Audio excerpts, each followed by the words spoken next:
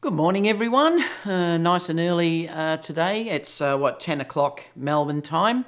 It's obviously different times all over the world, but I'm just going to go over to the chat. This is the pre-show.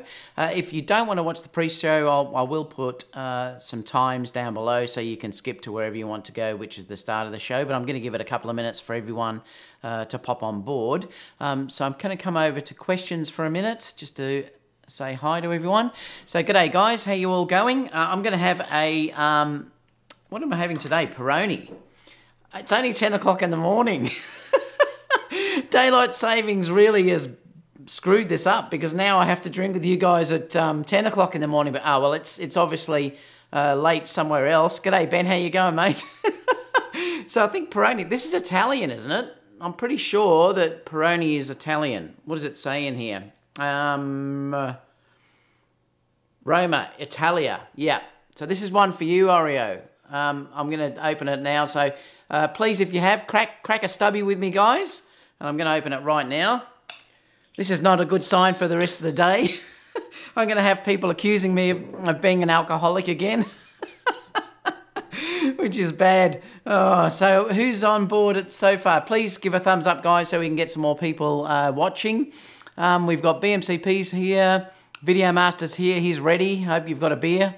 Oreo's here already, Rudy's here, North American Adventures, good morning. Ben's here, I'm doing a wedding with Ben tomorrow, he's being my assistant tomorrow. Altric is also here. Oreo's saying cheers, yep, cheers guys. So I've got a number of things I want to talk to you about. I do want to talk to you about the banding issue as well. Oh, good, Video Master's got his beer. Actually, let me just check. I've got to get that. I know, I might show the the shoot first before we go on to anything. Yeah, I'll do that. So I'm going to take you through a number of things today, which I'll talk about in a minute once we start. I'll give it another minute just to make sure everyone's on board. Jack's here as well. Paul is here. So we're getting stacks now coming on board, I've just noticed, which is really good. I've got a wedding to do tomorrow. It's meant to be raining, so I'm hoping it's not too bad. Like I said, it very rarely rains here, but they're predicting a little bit of rain tomorrow. Hopefully it won't be too much. Ben's going to be lugging around some gear for me, so warm up, Ben. I don't think it's only going to be. It's going to be quite cool as well. So I'm looking forward to the wedding anyway. Sniper V's here. And Jonathan is also here. So we've got a stack now watching, so I might start, guys, because this no doubt is going to go for a while again. And then I've got to do some editing and stuff later this afternoon and get ready for the wedding tomorrow that I'm going to do. But, okay, well, let me log over to the OSLER Images sign, and then I'm going to put in what time the show's actually starting. So, oh, you know what? You're going to laugh at me, but I forgot the timer. I might have to just wing it, I think.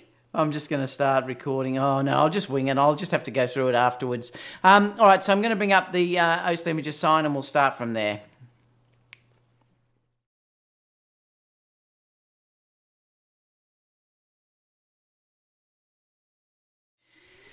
Good morning, guys. Having a beer today, which is a Peroni.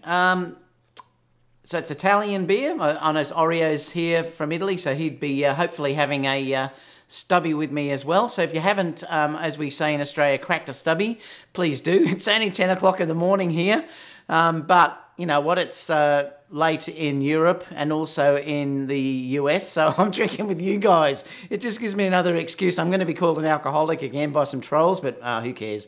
Anyway, cheers guys.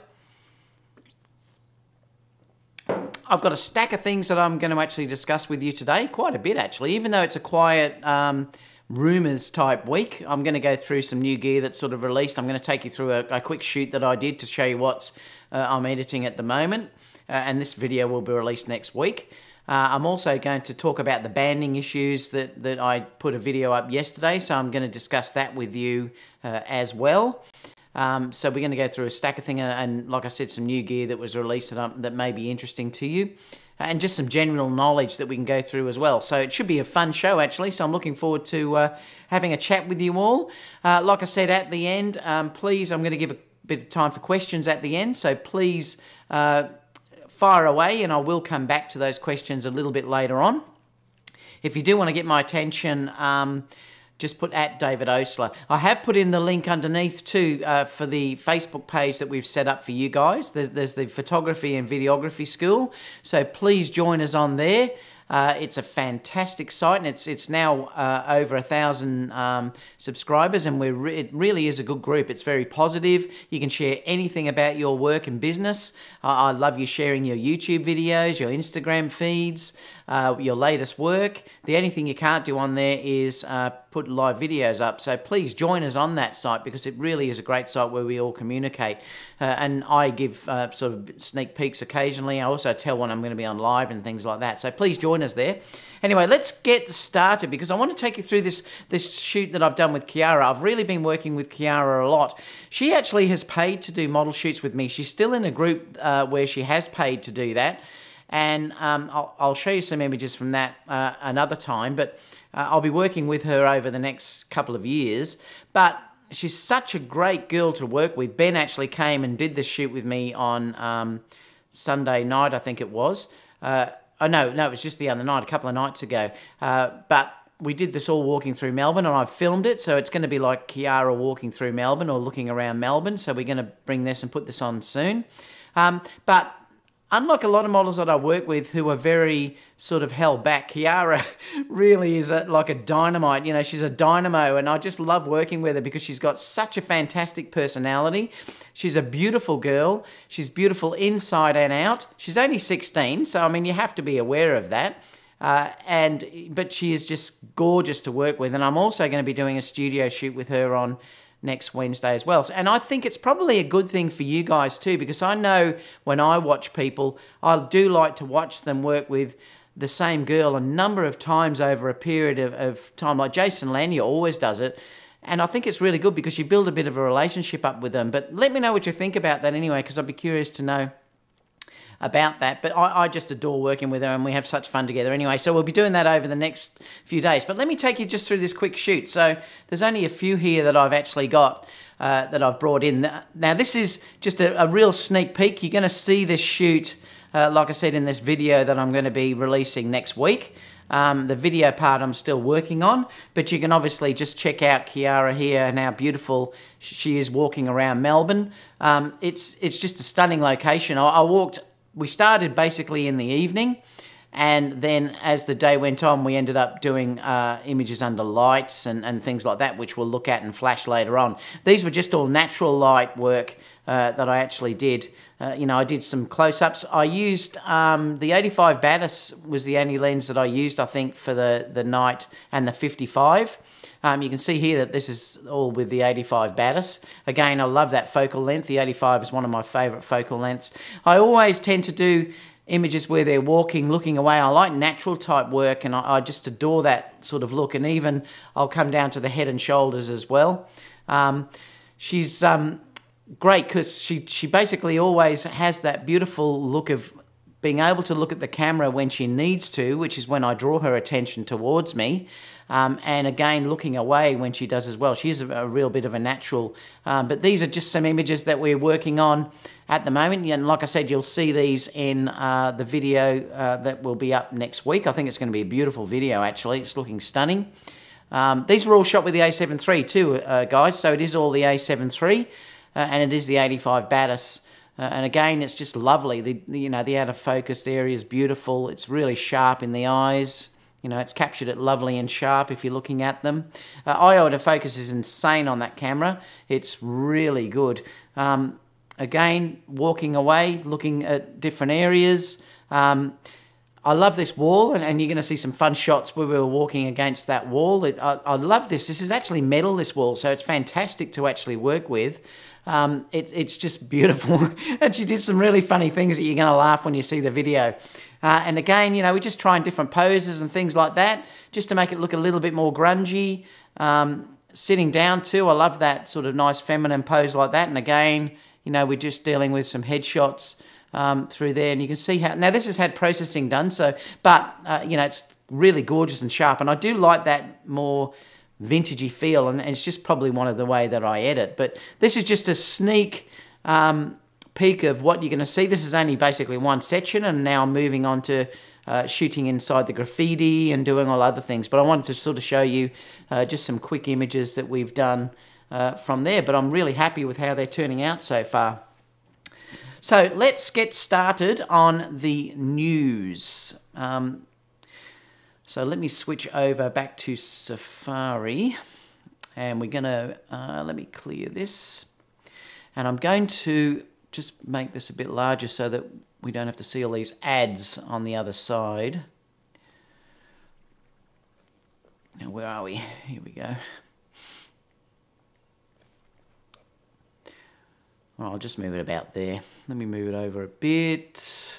All right, here we go. Now, the first news article I want to discuss with you, and I'll try and put these links down into my page, so if you do want to get them, it'd be great if you could support me and click them through my links.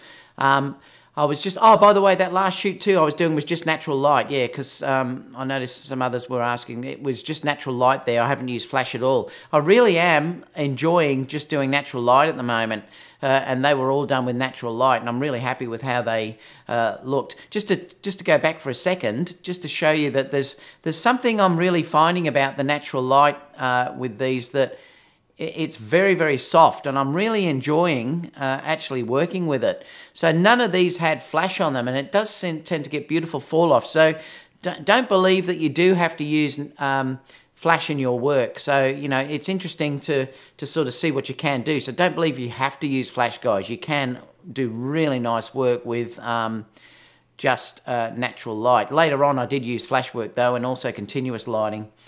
Yeah, now these new batteries, for the first time, I've actually bought 6. I've bought 6 of the genuine batteries, and I bought them, I think I bought 4 when I got my A9, and then I bought 4 later on. Sorry, I bought another 2 later on. And I found that, I asked why there was no third-party batteries, and he said the person I was talking to said he believed that it was because they have a chip built into them, these batteries, so it's taken a reasonable amount of while to get that copied, in other words. But now that for the first time they've actually started to bring these out, and it looks like they're $47. If you look down here, they're $47. These are Wasabi ones, and I notice there's a couple of others that are available as well. But I can tell you that from my experience, it's always better to buy the original batteries. They tend to last, I'm not saying that they last a lot longer in the camera. I've found that they tend to last about the same, but what I have found is that the lifespan of the third-party batteries lasts nowhere near as long, and they tend to just die all of a sudden, and then you'll charge them up and you'll get like a third of the capacity on them. That's what I've found. So you're going to have to make a decision, I suppose, whether you'd like to buy a couple. They may be good to buy a couple of these batteries as a backup, but to be honest, personally, I think I would just stick with the Sony batteries. But let me know what you're saying. I've noticed there's someone there is saying in the chat that the Wasabi grey batteries are great. I've also noticed, I was doing a thing here with Jason, actually, Jason Lanier, when he was last in Australia, and his batteries, he was using Wasabi, and they swelled inside his camera, and he actually had trouble getting them out of the camera. So there's just some things that you got to think about when you're not buying the genuine batteries. So, you know, it's just something to consider. Now, I want to go back before we go to the next story, because I actually forgot. I want to talk to you about the banding issue, because there's some things I just wanted to discuss with you about that. Let me just bring up this, because I'm just going to find where I put those images. I'm just bringing this up, so bear with me for a minute. All right, let me just move this down. Now, because I want to go to, I want to also bring this up on the chat as well with you guys, but basically, I wasn't even looking for banding. It was interesting. Cheers, anyone, by the way. Cheers. I wasn't looking for banding at all. I just got the this image just had it's got the Moser Aircross, which, oh my god, I adore that gimbal. If you're looking at my videos that I've been putting on, it's all with that gimbal. It is incredible. It's the best gimbal I've ever used. I adore it. And I'm not sponsored by them. But the thing with it was I just was setting it up, and then I grabbed the camera and I thought, well, why don't I just try it under these lighting? It's I'm not sure if, do I have anywhere you can see the actual globe? Yeah, here you can sort of see them. You can sort of see it up there. They're like vintage globes. They're really interesting sort of old lighting. It gives a really old lighting look in the images. And I just thought, you know what, I'll just fire off some shots just to see what happens in silent shutter. And I had my a7R2 and I had the a7 III, I mean, and the A9 there. And I thought, well, I'll just fire off some images and just see what happens.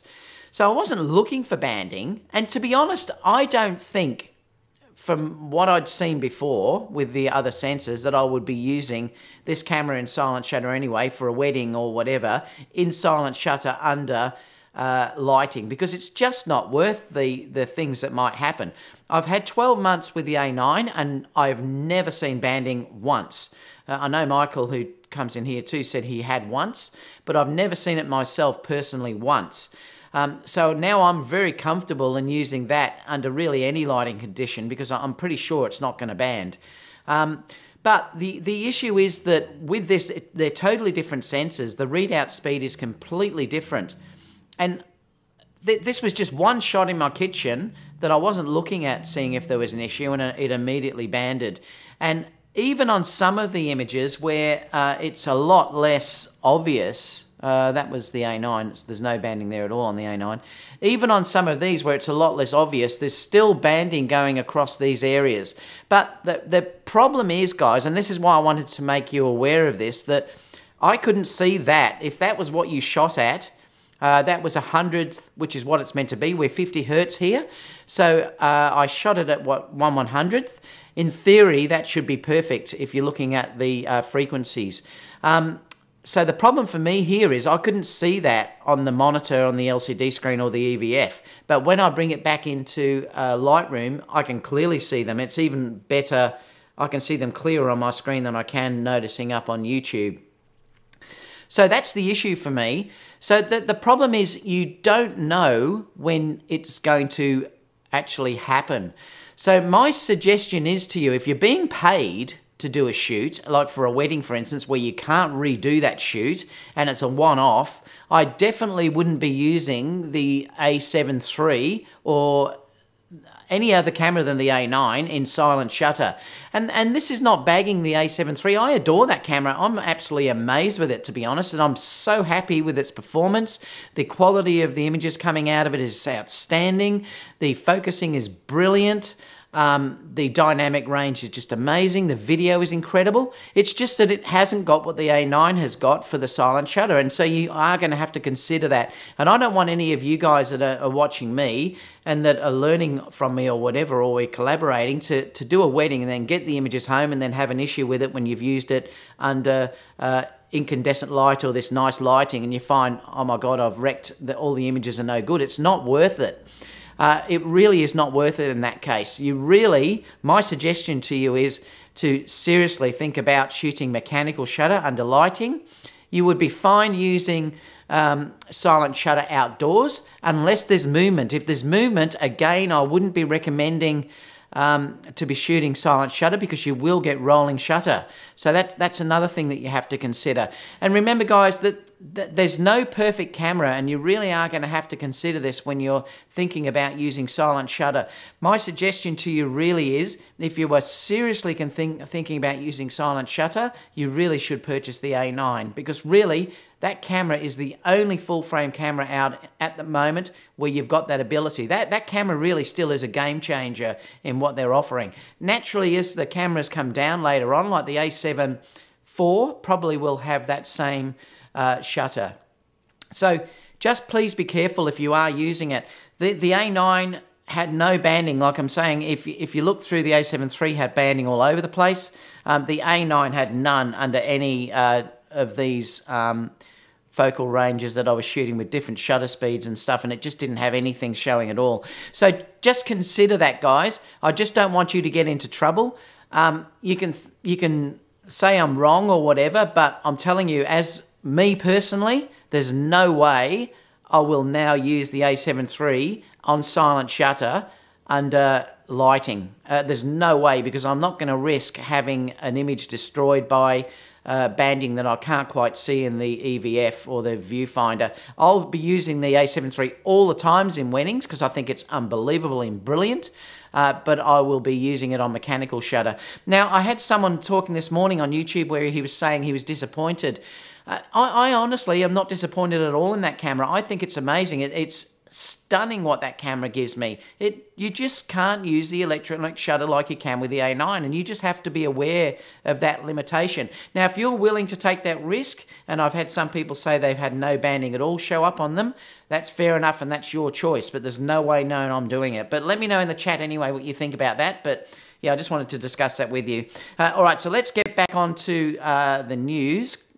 And you can fire away some questions, and I will come back with you guys about this later. So anyway, that's the battery. And again, you can now buy third-party battery chargers. I got the one battery charger with the A9, so I'm probably just going to stick with that. They don't take that long to charge, actually. But I may possibly get a couple of these third-party batteries to keep as spares. But having said that, so far, I'm only really using one battery per wedding, to be honest. And at the end of the day, I may, in the reception, change right at the end. So 2 batteries for me is perfect in stills. Now, video, I'll let you know how I go because I'm shooting video this weekend. I'll let you know how the cameras go with the batteries that I've got for the video part that I'll be shooting. So I am doing Fusion this weekend, so I'm doing the photography and the stills for the first time with the a7 III. So I'll let you know how that goes after this weekend. So I've got 6 batteries. Hopefully it'll be enough. I think it will be, but we'll see. Now the next story, I thought this was hilarious. Cheers. This is no joke. Amazon on Amazon, someone is trying to sell an a7 III for $16,000. I wonder if he got any bids. I love it. I mean, what a crack up. I can't believe that you... honestly, sometimes some of the things that you see on there, I just thought this was really funny, though. Anyway, so he wants $16,047. I'm just reading the comment down there. So I just thought that was a bit of a funny thing that I could share with you guys that was on there this morning. The next article that we want to look at is this. Now, I did a video about this. If you scroll back over, well, it'd be quite a few back. I actually did a video talking about is at the end of the digital SLR. And this article is talking about that. Let me just scroll this down. There's a whole stack of stuff that they're talking about here, and I'll put these in the links down below so you can have a read of this. It's really interesting when you start to look at this because, oh boy, did that go off. I think it was also shared on another site down here. And people were talking about it. It ended up being about 60 or 70 pages of discussion of people justifying their purchase of digital SLRs and everything else. Again, it's like blinkers. You know, I just sort of think of it like a horse with blinkers on. They cannot see what's going on around them, and because they've made a commitment to it, they refuse to think that there might be changes coming down the horizon. And these people are going to get left behind just like film people did. And, you know, it's just what's going to happen. I just want to read a couple of things which are interesting when we go down this. Like I said, I'm not going to go through the whole article, but there's a couple of things down here that is interesting. It's just saying that full-frame mirrorless will become the norm and it will happen very soon. And they're saying here executives from Canon and Nikon would join Sony in the full-frame mirrorless space within a year. And I think that's probably going to happen. I mean, it basically is going to happen, and it's just a matter of time. And there's as we go down this article, you see some people are saying it's going to happen in by the Olympics next. I think it's 2020, which is next year, isn't it? Or the year after. So yeah, some are saying that. But, you know, we'll keep going down because I want to talk about another couple of things. It's also saying that Canon have dropped a couple of fairly heavy hints that the move to mirrorless is imminent. And if we scroll down here,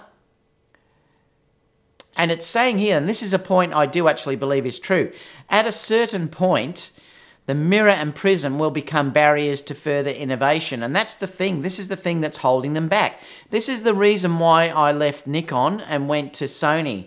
It was the exact reason, because I wanted the EVF. I shot with Ben the other day, like I said, in the city, and Ben immediately said to me, oh, I'd love the EVF. So it really is a point that now, once you start using it, you know, it's very hard to go back away from it. Another thing down here, it's saying with lenses like the new Tamron, 28 to 75. Tamron is not just betting on Sony, but on full frame mirrorless in general. How now that Tamron are now starting to come into the marketplace, and you're going to see this more and more and more coming in over the next few months, I would think. Another thing coming down here, if we look at it, what else was it?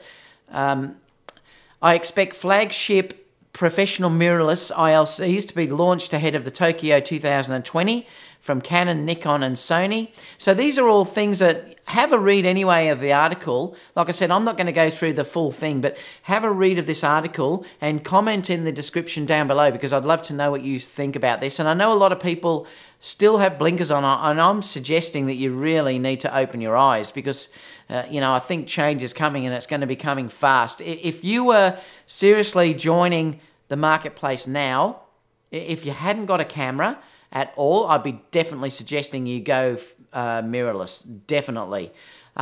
If you were still locked in with lenses and things like that, like Canon, well, obviously you can move fairly easily over to Sony, because the adapters work really well. If you're from Nikon, it becomes a bit harder, because the lenses just don't work very well on autofocus, so it is a lot harder if you're coming from Nikon. But definitely, if you were starting out now, I'd be recommending that you get on mirrorless. I wouldn't be buying a digital SLR anymore, and I'm just saying it how I see it. Now, the next story that we're going to look at is this, which is interesting, because I noticed that PolarPro, this is PolarPro. Let me just move this over so you can see it. PolarPro have just released, or they're going to just release, ND filters. Now, I've used PolarPro all the time for my drones. I always buy PolarPro filters. They're really well made, really well made.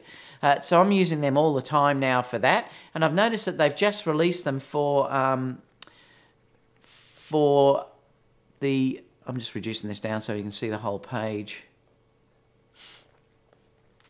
They've just released them for digital SLRs. So if I come into here, now I notice there's also step-up rings. Step-up rings are really a big advantage, because what it means is you can buy one set of the filters and then use step-up rings, which screw onto different size lenses, and then you don't have to buy multiple NDs. And I do use them all the time, the step-up rings. So, you know, it's a great thing to actually use. But if you're looking to here, the only thing is I noticed that they didn't have variable filters at this stage, so it's probably going to come, I would think. But if you're looking at them, they're made of metal, so they're very similar to what they are for the drones. Cheers. I might just make this, just let me get this a fraction bigger just so you can see, because my head is tiny. Not that that's a bad thing. There we go. Let me just make it a little bit bigger. So they're made of metal. It says 4-piece construction, brass frame. But I've noticed when you go down that these are the ones that they've actually got at the moment, which are, they obviously go from 37mm to 82, so that's fine. But the filter types are listed all here, so there's quite a number of them. Let me just see if I can scroll over. There's quite a number of them there that you can look at. They've got a UV, which I never use ever. That was for the film days. You don't need a UV filter on your lens.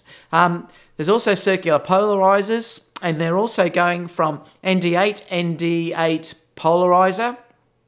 Polarizing filters are fantastic if you're doing landscape or, you know, it's wet and you want to get the colors back, they're fantastic, and you want to get that beautiful blue sky. I do use polarizers sometimes.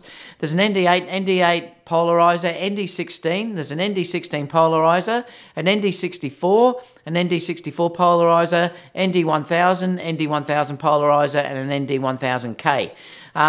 They're, I think, going to be available from the 15th of May, looking at this, the pre-order.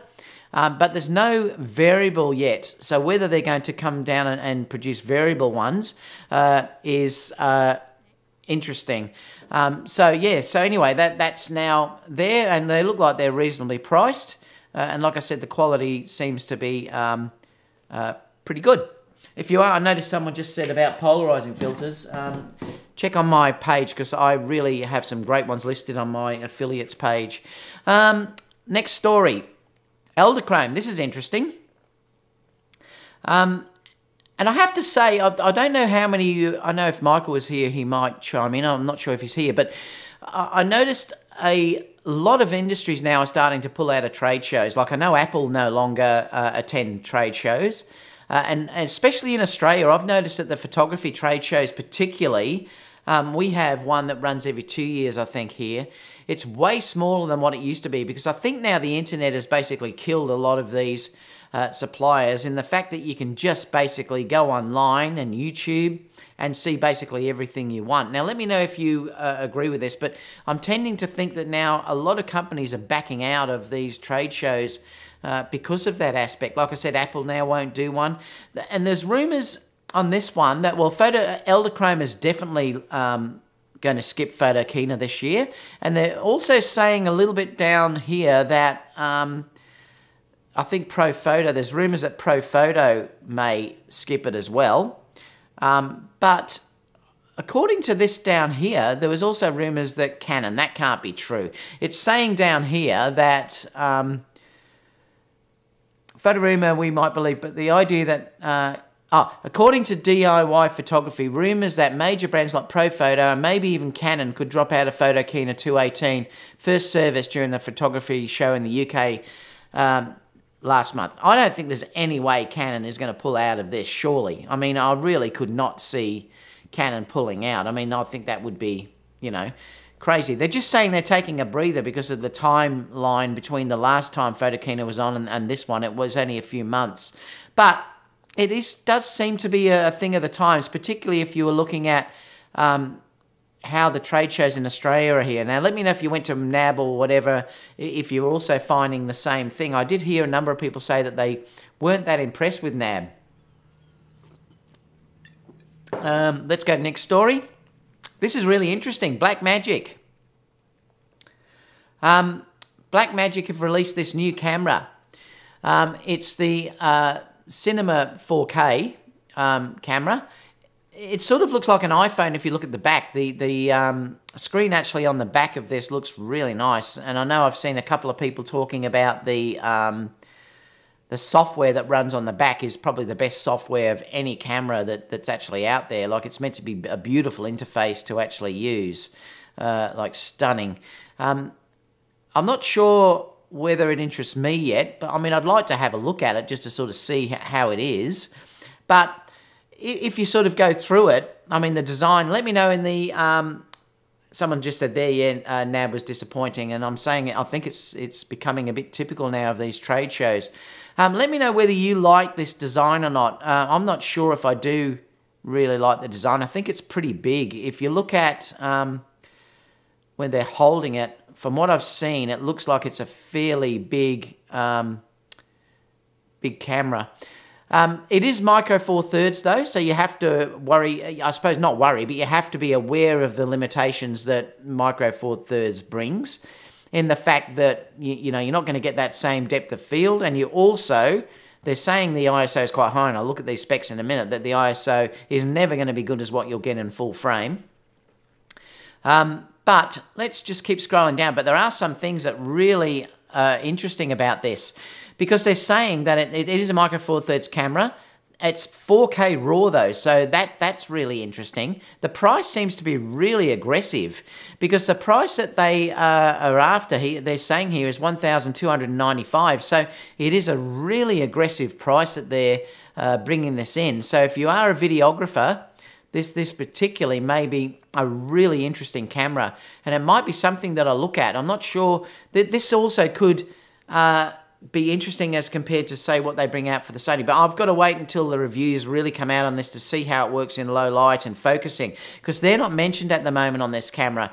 If it focuses anything like the GH5, well then, you know, that would be a reason that I possibly would not get that. I'd wait and see what the a7iii has. But it's inside, it's 4K, micro four thirds sensor. It does do 4K, obviously.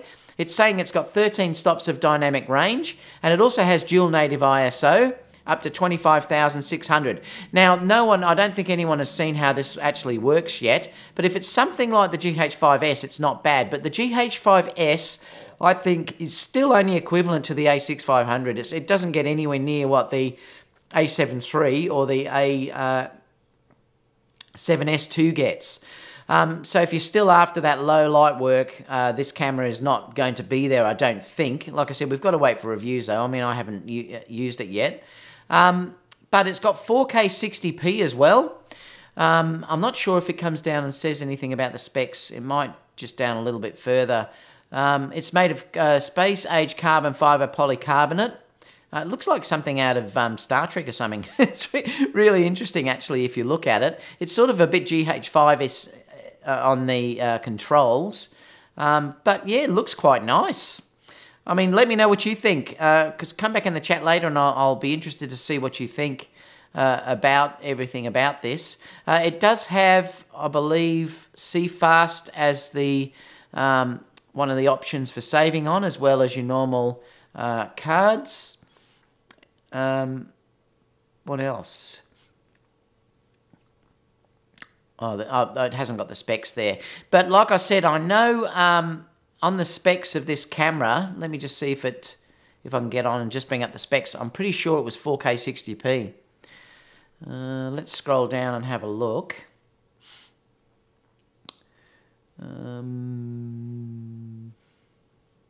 It also does 120 frames per second. It's RAW, and it's also got ProRes, so it'll probably support the new Apple ProRes.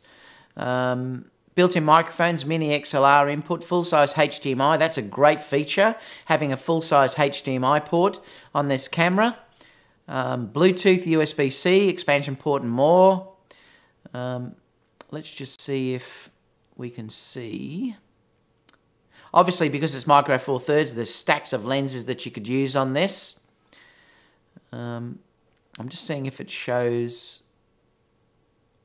I'm pretty sure though it was 4K 60p. Yeah, there you go. 12-bit even high frame rate, 60 frames per second, 4K. So that in itself interests me. I think as pricing, they really have nailed the pricing on this camera to make it aggressive, and I think that's a really good thing to actually do. It may be something that I'm interested in getting. I'm not sure. Like I said, I'm just going to have to wait until it's released, but it's certainly something. Like the ports seem to be amazing in it. Like I've heard the software itself is beautiful. But yeah, it might be something that I try out and just see if I'd like to go down that avenue. But it might be a great option for me to use 4K 60p if Sony don't bring out the GH5S reasonably soon. But yeah, no flip out screen though, obviously. So there's a couple of things that I suppose are against it, but I'm so used to it with the Sony cameras now, and the fact there's no flip out screen. It has its micro four thirds, so definitely I don't think there's any way it's going to match Sony in the low light use. And you know, that could be an issue. And like I said, the size is reasonably quite big and bulky if you look at it through here. So I'm not sure whether I'd like to go to a camera that's that size again after I'm used to the Sonys. But let me know in the comments anyway what you think about it. Someone's just said this proves how expensive the GH5 is. Yeah, and looking at this, it's interesting, isn't it, about how this will affect the GH5, because it is they're both micro four third cameras. Really, I suppose now if you've got a GH5, you're going to have to remember though the GH5 is more of a hybrid camera. I'm not sure how well the Blackmagic will do stills, but yeah, we're going to have to wait and see. But yeah, there we go. Next thing I wanted to discuss with you was this, because this is another product that interests me. Atmos did announce the Ninja V, and this is beautiful. I could really picture this on top of my a7iii. If you wanted to particularly do selfies and things like that, you know, this is a way that you could record yourself beautifully. It's stunning, and it's 4K 60p, so it would match any of those cameras, or even the a7S III when it comes out, because I'm sure that'll have 4K 60p. It does 12 gigabytes a second. It's got HDP 240 and pre-roll. Oh, so it does a 6.9 second pre-roll. 150 minutes on a 1 terabyte drive. It's got time code and trigger. It uses this mini SSD, but I'm not sure whether you can I think you can just put a standard SSD in there as well. But I've got the Atmos Shogun and I love it, but the problem is that's 7 odd inches and it's too big really on top of the camera. This basically is like using my, you know, the HD, small HD that I've got here. I love this too, but the only thing is with this, I can't record on it. And I do like sometimes recording because you get over the time limit. The second you add one of these, you can record for as long as you like. So that's one way of getting over the time limit. So it does interest me. I have to be honest, this really does interest me. And I'm going to see what this is like when it comes out. You can record 4K 60p 10-bit HDR. It will do ProRes, so this will do the Apple ProRes as well. What else did it have? Oh, you can pre-record HDR games. I'm not interested in that, but the software I've always found is really good. The touchscreen is good. This has 1000 nits too, so you'll be able to see this in daylight. This one here that I have is 700, and this is pretty good. It's still not perfect though, but it definitely is pretty good. That's why I've got the actual shade on this, because it does enable you to use this more in the sunlight because of that shade. But I believe this is 1000 nits. If we go to specs, just let me scroll down here. Let's just go to the specs on this, because I'm sure I read somewhere that it was 1000 nits. Just trying to see if I can find where it is. So it will do 4K 60p, which is all that I need. I'm sure I read somewhere it was 1000 nits panel. I could be wrong though. I'm sure it was. Oh, there you go, brightness. Yep. All right, let me pull over and I'll show you. It says here brightness is 1000 nits. So that's fantastic. I mean, it's perfect. Like, you'd be able to use it outside, recording onto the hard drives that's supported. Like I said, I've used my Shogun and I do use that quite a bit. I really like it. I really like the software. I love the touch interface. HD Focus obviously has some others that you can use as well, but this was just announced. I love the fact 5-inch 4K 60p. Yeah, so let me know what you think about that in the comments too. I'd be curious to know. Now, this is one other thing that I did want to talk to you about, because I really wish Sony would do this. Fuji just announced this massive update to their X-T2, and I believe they're going to announce some other updates as well, but I know I do have some people that are Fuji viewers, but I mean, I just wish Sony would do this. I wish they'd do this with the A9 and add log profiles into it and stuff like that, but they've just added on this focus bracketing. Also, F-log has been, so they've put log onto this camera now.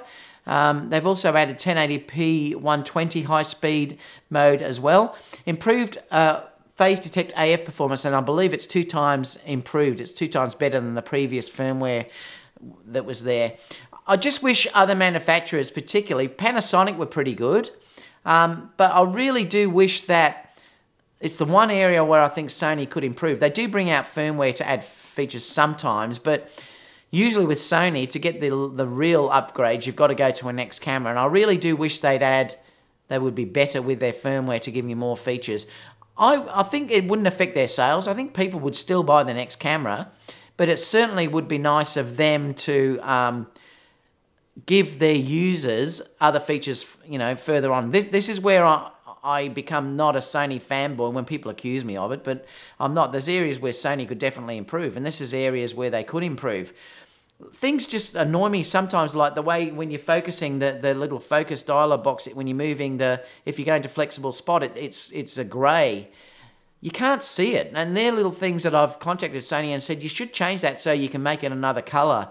Not having log profiles, to be honest, I very rarely use log anymore, but not having profiles on the Sony A9 is a bit silly when they've offered it in the A7 III. They really should be adding those sort of things in. But let me know too in the live chat and down below whether you think I'm right that Sony should be offering better firmware updates for their users. You know, but I really think they probably should be. They really should learn from Fuji and support their users. Panasonic offered some amazing updates when I had the GH5. You know, I just wish that Sony would do that instead of just being bug fixes. They have added little things occasionally, like the overheating things and stuff like that, and they have added some things like that. But when you look at what Fuji have just added, you know, that Sony have room to improve, guys, and I do think that.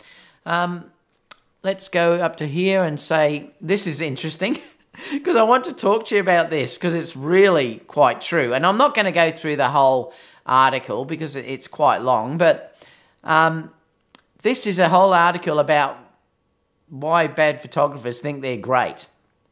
And if you look at it, here's a, does it say where in here that, no, you've got to sort of read the whole article, but they're saying here that this is what you should critique to be aware of your own work, like being comfortable with what you're shooting. So in other words, if you just like what you've got and you don't want to actually change or better yourself or expand your knowledge, learning to let old work go. In other words, a lot of people will keep basically having the old work on their portfolio and they'll never change it, you know, and it's also a bad sign. Ask for feedback from good photographers, because it is a great way of learning, having feedback. Some people actually get really upset when they're being critiqued, and they shouldn't. You really should take it and learn from it. It's a great way of learning to be critiqued by someone, and you shouldn't take it personal. It's different if it's art. Remember, art is always subjective, so you may love something for a reason, and that's fantastic because it's your artwork, and you just say that that's the way I wanted it, and that's fine because that's your piece of work. But sometimes it's good to ask for critique and say, do you think this could be improved? Now, you may not agree with what they say, but you should take it as constructive criticism and sort of take it on from there. If you love the image the way it is, fine, because remember, it's your piece of artwork. Another thing it says down there is always keep learning, so never stop learning, and I never ever stop learning. I'm always reading, looking at books, you know, looking at artists particularly, because I like to look at artists for getting inspiration for the way that I shoot and things like that. And the last one down there was understand that feeling bad about your work, understanding that feeling bad about your old work is a sign that you're moving forward. You know, if you look back at some of your old work and you cringe, well, that really means that you are improving. So there's a few things there that I just thought I wanted to talk to you about. But why I wanted to bring this up was because it's really interesting. I found that as you start to grow, particularly like how my channel now is starting to grow, I get more and more trolls jumping in and saying the most ridiculous statements, criticizing your work, and you actually go to check their work out and they haven't got any. It's really interesting that the way that these trolls work. And I found that, to be honest, the only people that really criticize my work, they're not photographers. And it's one really interesting thing. So you've got to be careful who you actually listen to about who criticizes your work, because if you're going to basically criticize someone or critique someone, you really should have the knowledge to back that up. Now, if you go to someone's site and they've got no work at all, nothing on there, they don't show anything, and you hate their work, I wouldn't be listening to them for critique for your work, because it really has no grounding to what how you're trying to improve. So make sure if you are getting critiqued by someone that they actually do know what they're talking about. So you have to be very careful, particularly as you start to grow, you know, who you take advice from in critiques. So let's open it up to the chat anyway, because I want to go to that because we've got stacks that we've gone over. I'm just going to scroll back to here. And let me come back, because I'm going to go back over everything until we see questions. Can't believe I'm drinking with you guys at 10:50 in the morning. Everyone early on was just saying hi. Dreamer said, David Osa, I agree, she is amazing. She appears as an amazing girl. By the way, I've got my a7 III and being set up now. Fantastic, Dreamer. I love that camera. I really do love that camera. And I'm hoping people don't think that when I was criticising the actual banding that I was bagging the camera. I'm not. That camera is incredible. It's just one aspect of that camera that you have to be aware of. It's not an A9, and you do have to be aware of that. Look forward to seeing your work from that camera. What else have we got? Darren said, the AA filter is just ruining the photos. Laugh out loud, I'm kidding. I love how people say stuff like that. Oh, honestly. Oh, I know it. You know what? Seriously, it does my head in. When people say it's not sharp and you've got a gorgeous image and that's all that they look at is if the image is sharp. Guys, it's art. And I keep saying this to you. If you want to grow your business, do not worry about if that lens is micro sharp. Worry about the message in the image that you're trying to sell. Worry about the emotion. Worry about the pose, the feeling. They're the things that are going to get you money. Having a lens that is micro sharp at 1.8 in the corners as well as the center is not going to give you any more work, trust me. And the main thing I can tell you about is that is going to change your photography more than anything else. Get over the pixel peeping. Unless you're a hobbyist where you're not earning money and it doesn't matter, I can understand it. But if you're trying to earn money, have emotion is the best thing that you can actually get. What else have we got? I'm on Sony crack passed over the 7200 f4 to get the G Master version. That's a great lens, Marcus. Beautiful. I'm happy with the f4 version. I really am. But the G Master is beautiful. Creative Film said, I'd rather have the Sony battery for that price. Yeah, and I can understand that. I'd probably be the same. I'll see how they go, but it might be that I get a couple of cheap ones just as backup. Peter Kent said, Wasabi batteries are great. Most of my EP E6s and Sonys are Wasabi. And he said there that my Wasabis from 2013 are still going strong. There you go. Paul said, man, I want to stay and watch. Just got a call from Camera Warehouse. A7 III's ready. Woohoo! You can watch it later, Paul. Jack said, more than agree with you, David. The third party will dead so quickly if you don't use them often. Yeah, and that's what I found with a third party jack. I've just found they don't seem to hold the charge as long, and they just die quickly. That's the problem. Altric said, Wasabis are great. I've had no problem. Well, that's good to know. Sniper V said, third-party batteries are hit and miss. I bought 4 Sony Z batteries and have never gone through more than 2 in a day. See, for me personally, that's why I may not buy them. I might just buy it. I'll see how they go on this weekend when I'm shooting the Fusion, the video part of it. Let me just move that over. I'll see how I go this weekend. I might have enough with 6 batteries. I probably will. Creative Film said a 78 for the Sony. Yeah, if that's the difference in the US, I'd be getting the Sony, I reckon. I'm Brown said, Wasabi was great on my GoPro and A6 500. At worst, they make a good backup battery. Yep. Darren said, being an electrical engineer and having some battery background, you have to be very careful on third party, especially on new releases, if for some reason they don't have the circuitry down. Yeah, and that's a really good point, Darren, because the circuitry in these batteries is obviously quite complex because it involves, I think it also has things like the Sony overheating and everything is related to the battery. So you do have to be careful. Peter Kent said, David, can you see the banding during live view or only... No, you can't see it, Peter. That's the problem. I couldn't see it at all. I can't see it on the LCD. You can see the really bad ones, obviously. When you're looking at those bandings where it's really pronounced, you can see that. But the lighter ones, I couldn't see on the LCD or the EVF. And that's the problem. But I could see it when I brought it back in Lightroom later on, so I wouldn't use it. Remember, I'm from the area or the era of a wedding is a one-off chance. You don't stuff up a wedding. that shot that you take with silent shutter could be your killer shot. And if it's got banding through it because you're under artificial light for some reason, that something goes funny, the lights start flickering a bit odd or whatever, and you're getting banding, that image is ruined. Remember, you're being paid to get a one-off day. There's no second chance. Don't do it. Use mechanical shutter. That's what I'm saying to you. Just don't take the risk, because one day it will backfire. What else have we got? Does third party show battery percentage? Yes, it will. It'll work just the same. What else have we got? The Painter Photographer's here. G'day, mate. Now, Lance said, hey, David, from SoCal, my a7iii still processing, smash like the people. Oh, so you haven't got it yet. My thoughts on getting paid and working with beautiful models. Oh, okay. Yeah, you're just talking about the working with Kiara. Harold said, people are expecting way too much from the a7iii.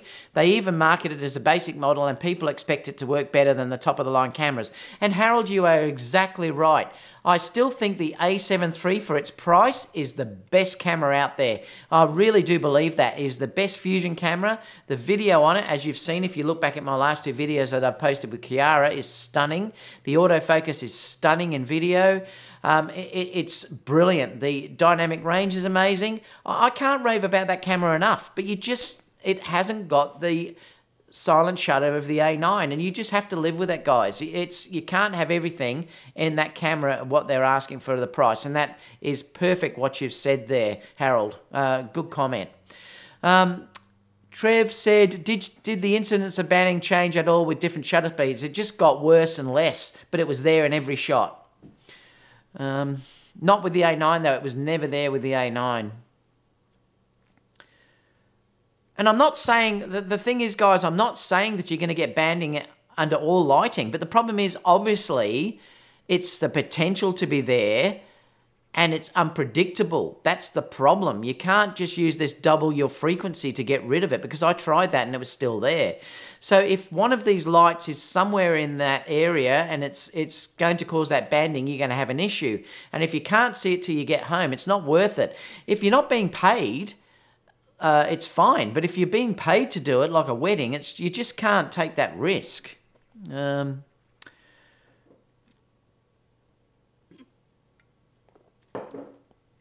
Oreo said, third-party batteries and chargers help people due to download less expenses. Yeah. If you're happy with cheap spares and buy originals later, then you have more cash. Yep, true, Oreo. Trev said he's been using generic batteries 10 years, no problem. I've found that with my generic batteries, my Sony batteries last years, and I'm just talking about the way I shoot, the generic batteries are only lasting me 12 months, and that's Wasabi or anything. And then after that, the capacity starts to die off, and it's something that I've just found with the way I shoot. Perhaps I'm unlucky with them.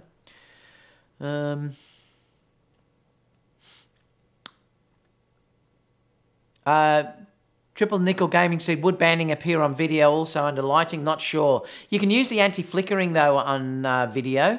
I'm not sure whether that would help, but it doesn't work, obviously, if you're shooting raw images. I tried turning that on, and it wasn't available. What else have we got?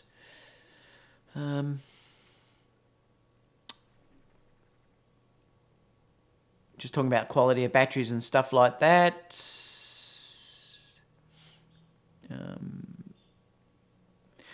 Peter said Canon was one of the first to adopt mirrorless. They just refused to take it seriously and only throw low-end features. And I know exactly, like their M5, it's just terrible. If you compare that to what Sony are offering, you know, it's really ordinary. They're going to have to do something pretty soon, or they're going to get left behind.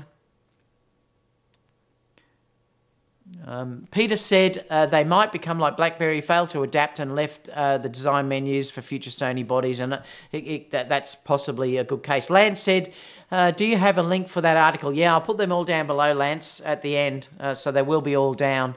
Lucky said, this is the end of Nikon? No, I don't think so. Nikon will still hopefully bring out a mirrorless camera. Digital SLRs are going to be around for a while yet, but if they don't do something, they will be in real trouble, Lucky. I mean, they've got to do something, and they have to do it well. The problem is we don't know how these new releases are going to be even to compare to what the a7 III is. And remember, if they wait another 12 months, who knows what Sony are going to release in that time. But we have to wait and see. I really do think they're leaving it a bit late, though, to be honest. They should have already done it. JP said, just make sure you do @David Oster because it's easier for me to read, guys, and I know you want my attention. JP said, have you tried Breakthrough Photography? They offer 10 and 15 stops without any casting, 25-year warranty. No, I haven't tried them, actually. What else have we got? I'm just looking for the ones that have my @David Oster on it.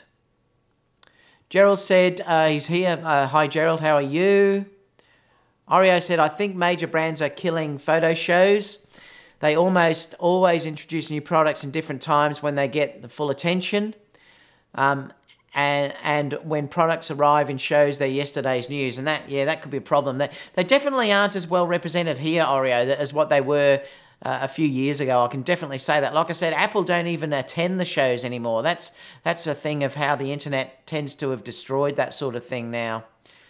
JP said, only worthwhile aspect of NAB is seeing discounts from various retailers for certain products, like motorized sliders for the first time. What else have we got? BM's PCC full frame is a dream. It will kill a lot of GH5 sales. Yeah, it might actually. That new pocket Blackmagic camera, it may. Trev Binnicky said, well, to be honest, they have delivered it. They haven't delivered it yet. Yeah, and that's right. They only have engineered samples, and no, it will not kill GH5 sales or GH5S at all. And remember, like I said, we've got to see how that focuses. We've got to see how the noise is on that. There's a lot of things that we have to see how that works yet when it's released. Sam's here. Hi, Sam. What else have we got? I'm just trying to see if there's anything @David Osler.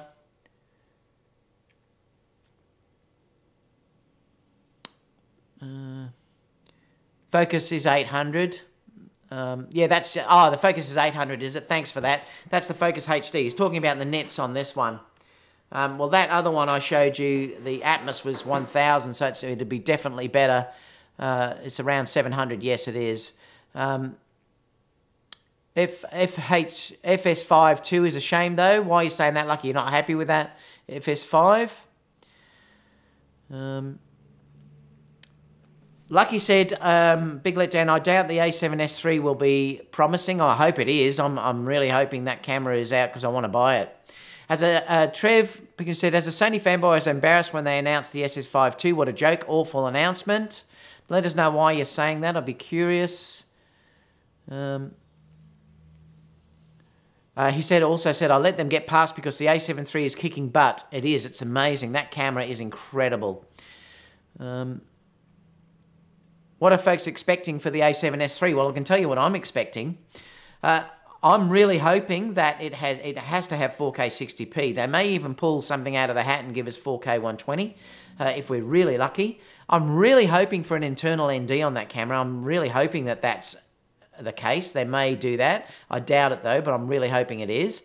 I'm also hoping that it has the same focusing as the a7 III and the A9. And the last thing that I would adore if they could bring it out is the articulating screen, fully articulating. But they're the things that really would matter to me. But to be honest, if that's got 4K 60p, I'll probably still buy it. That's really what I'm after. But that's what I'm after with that camera.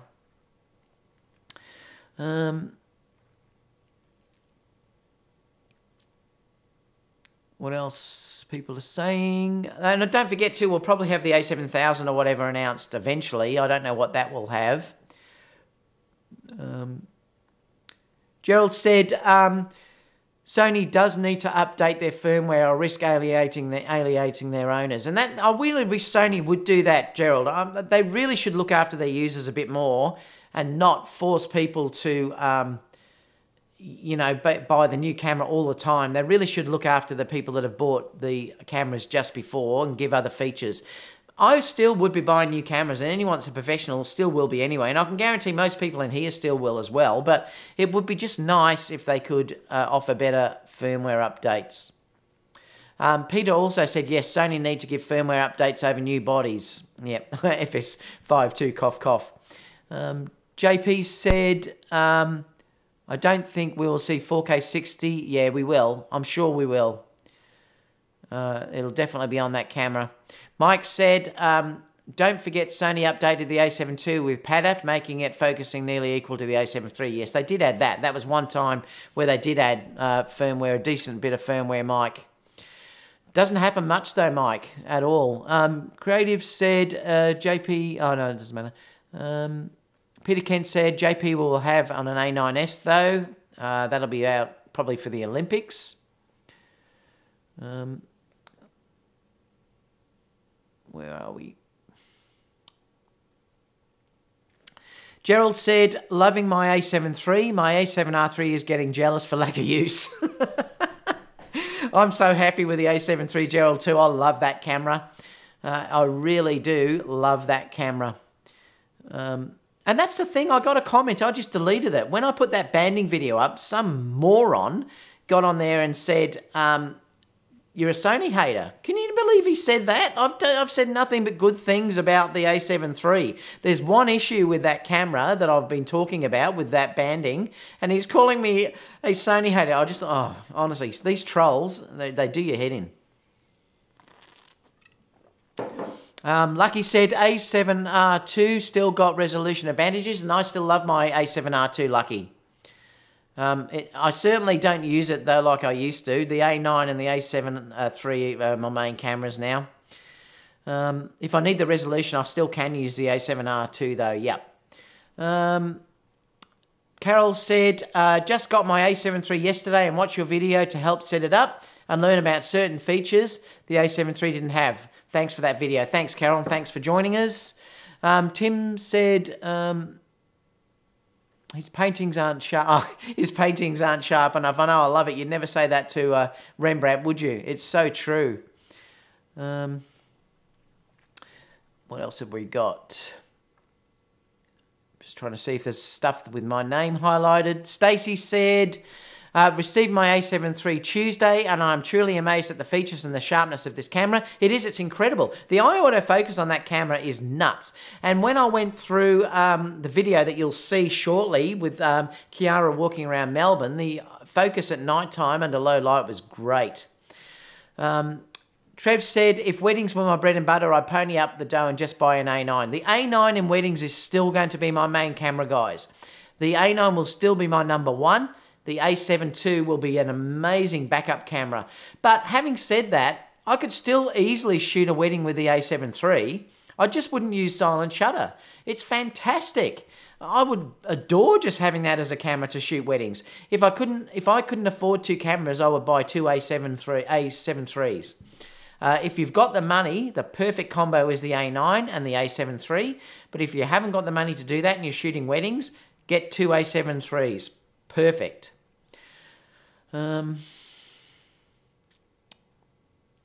Gerald said, I hope the a7 III has the features I need, but won't buy it if not 4K 60p. I wouldn't buy it either if it doesn't, but I think it will. I think it will have 4K 60p for sure, especially now what's happened with that Blackmagic cinema camera as well. Gerald said, the 4K monitor recorder looks tasty. I know, that does. That looks beautiful, that recorder, the Ninja V. Oh, thanks, Lance. I just saw that. Thank you very much for the donation. I really appreciate that. Shaku said, is this banding such a problem on the a7R III as well? It'll be the same. You'll get the potential to have banding. I'm not saying it is as bad as what the a7 III is. It might not be. I haven't got the a7R III either, but it's not the A9. It hasn't got that fast readout. That's the difference. That's the only real reason why you can do that with the A9 full on, is because of that readout. Gerald said, maybe July of Photokina and September for the A7S release. I think that's probably when it will come out. Yeah, thanks, Lance. I really appreciate that.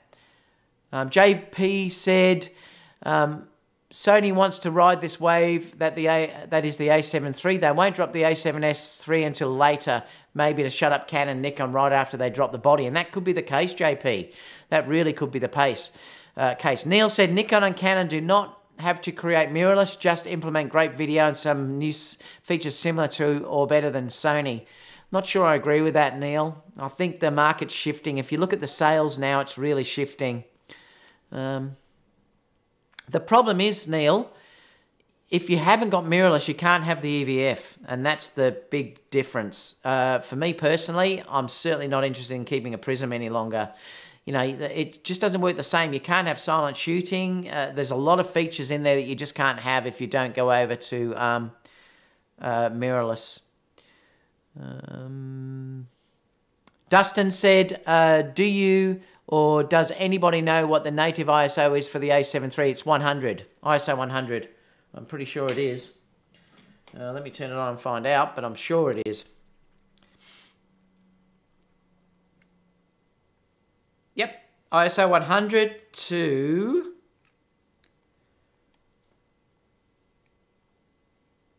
Oh, I can't tell. Oh, yeah, to 51,200 is the native ISOs. Just let me put that back so I don't forget. All right, that's what that is. Rafael says, so upgrading from the A6500, would you go for the A7 III with Zeiss or G-Master glass, or the R7 III with just normal glass? Well, what do you shoot? You've really got to tell me what type of stuff you shoot. So throw that down the bottom and I'll have a quick look. If you tell me what type of shooting, I'll tell you. But remember, to me, the more important thing, to be honest, is glass. I mean, the bodies are going to change, whereas your glass won't. Glass will last you for years and years and years. I always say to people, you're better off to buy a cheaper body and then get better glass. Oreo said, I won't buy micro four third camera because of 4K 60p. As a pro, I need my work to stand out. Today, there are cell phones shooting at great 4K. The depth of field does make a big difference, yes. What else?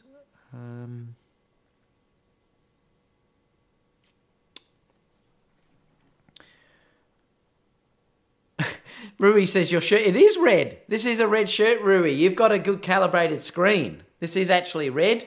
Yeah, it's definitely red. Someone said it's orange. They're going to all say different colors again. You've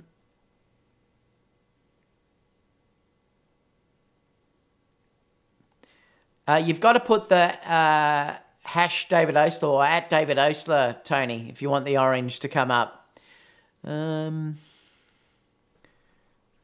JP said, if not, get the a7 III and use the extra money to get GM glass or Zeiss glass.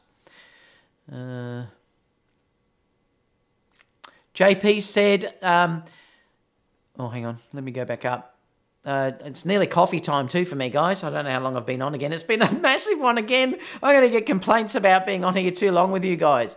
JP said, side by side, you see the difference in the EVF? Yes, it can, yeah. But look, you know what? To be completely honest about this, completely honest, if I go like this and I'm carrying both cameras and I look through here, the a7 III, and then I grab the A9, I will see a massive difference in the EVF. There is a big difference in the EVF.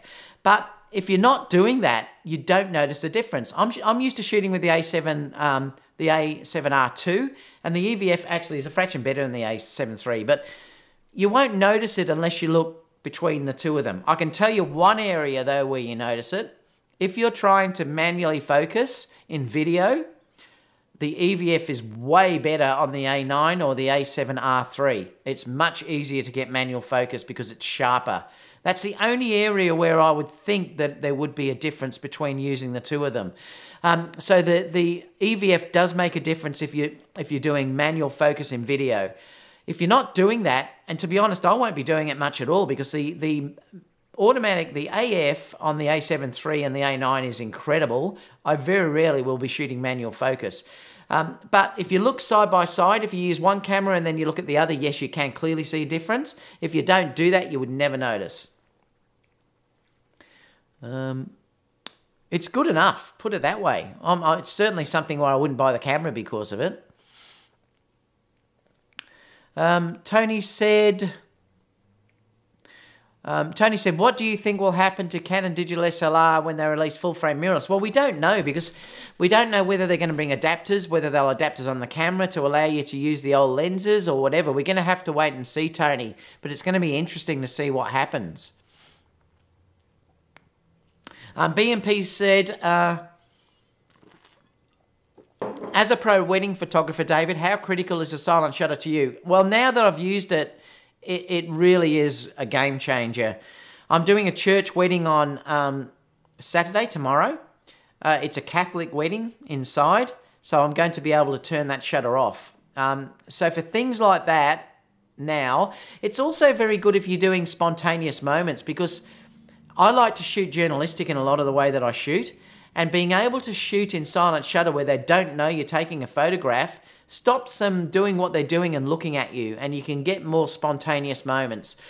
So it is a real advantage. Like I said, to be completely honest with you guys, if you are shooting weddings and you're a professional wedding photographer, the A9, if you're dealing with just photography, the A9 is easily the better camera if you can afford it. But having said that, I would still be completely comfortable. I've been shooting with cameras without silent shutter for my whole career, and I've never had someone that complains. But having the A9 for that alone is a big advantage. And I would say if you've got the money, the A9 is still the camera that I would buy. But there's a massive difference in price. If you haven't got that money to justify it, I'd be getting the a7 III and getting a better lens. Because remember, if you're limited in budget, if you buy the A9, you might not have the same money to buy good glass. So these are things that you have to consider. But if you are a true working professional and you've got the money to justify it and you're doing weddings, the A9 is definitely the better camera. I'm going to be called a Sony hater again now.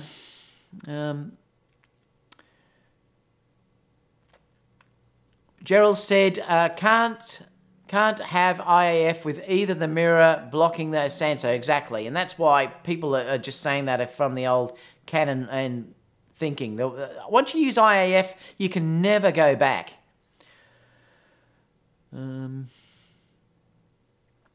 Tang's here. So hi, how are you? I hear a circular polarizers in the works, maybe from PolarPro. Okay. Ray David said, hi, sorry I'm late. Well, you got here. So happy I got the a7 III, and so you would be, Ray. I love that camera. Stacey said, David, I would like your opinion of the touchscreen. I find it almost worthless. Oh, I love it, Stacey.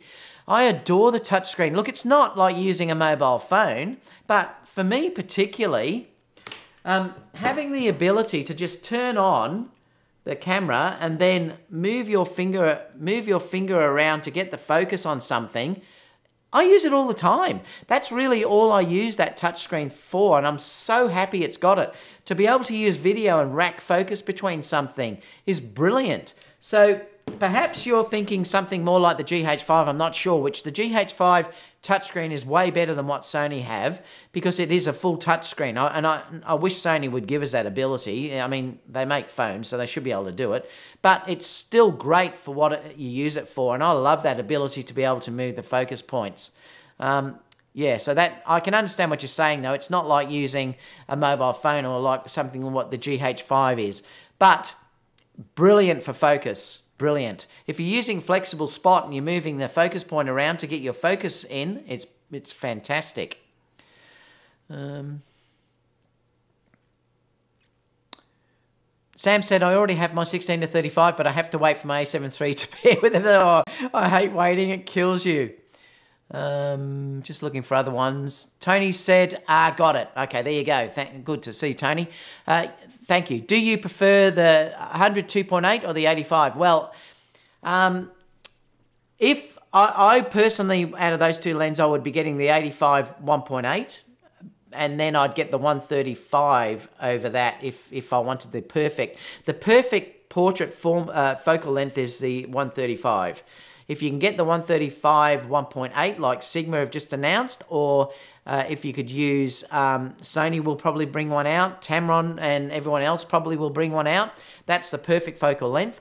I am interested in the 105 f1.8 though, or 1.4 that's coming out as well, the Sigma. I'd like to try that when it's released, but it's huge. Jeremiah says, loving all the videos on the a7 III, by far the best coverage I've seen on YouTube about the camera. Oh, thank you so much, and I'll have another great one up next week of Kiara walking through Melbourne. What